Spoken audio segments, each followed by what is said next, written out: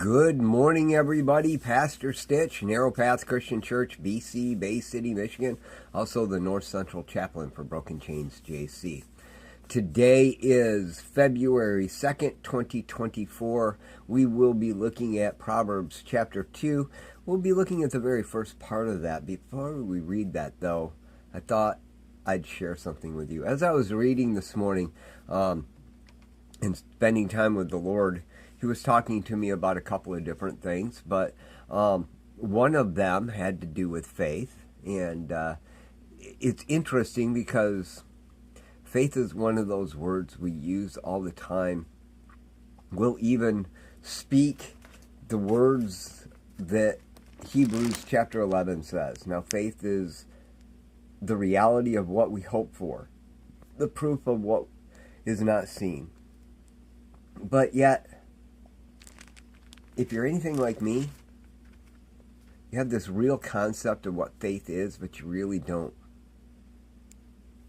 I don't know if that's true for you or not, but I've always known what faith is, and yet never been able to really articulate it.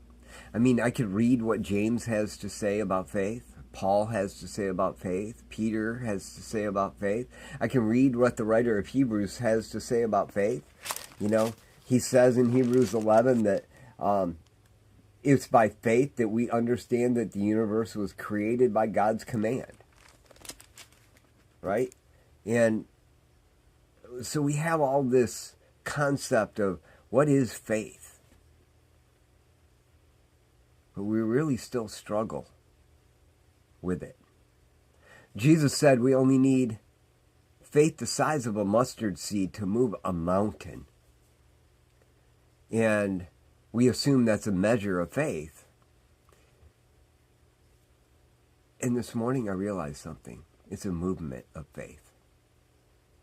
I'll explain that in just a minute, but let me read for you from Proverbs chapter 2. Starting in verse 2. Listen closely to wisdom and direct your heart to understanding.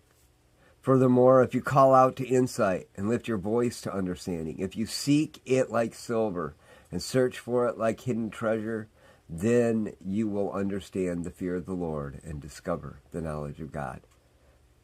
For Yahweh gives wisdom, from his mouth comes knowledge.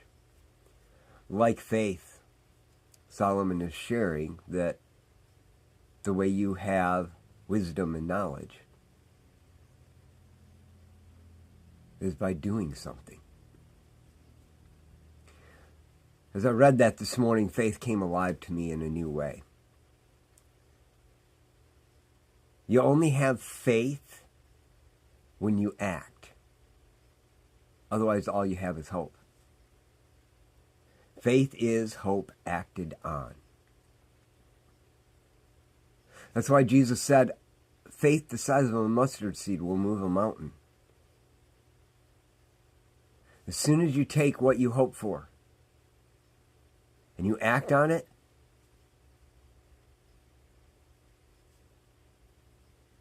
that faith produces something. Solomon told his sons, told you and I,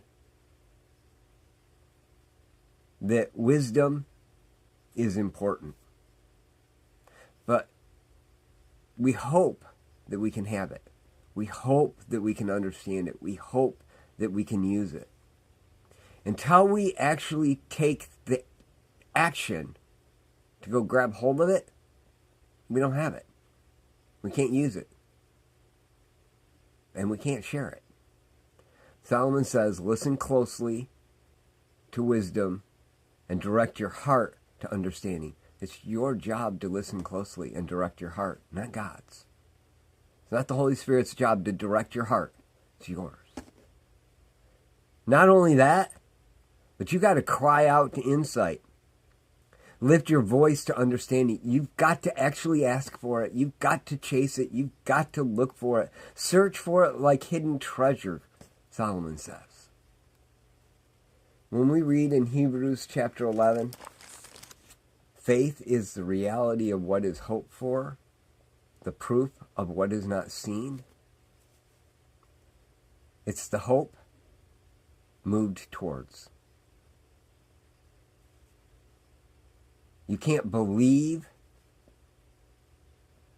and have faith. You can't do anything unless you move to what you hope for. You believe that God created the heaven and the earth, and then you act on that belief. You believe that the Bible is true, you act like it. You believe that what I share with you is helpful, you act like it. You act upon it. Just like I do with my mentors. Sometimes we get left on the sidelines because all we have is hope. And hope is amazing, but hope is useless unless you move on it. Today, I believe I've given you some hope that you can move on. Let's move together. I love you all. I hope you have a great day. God bless.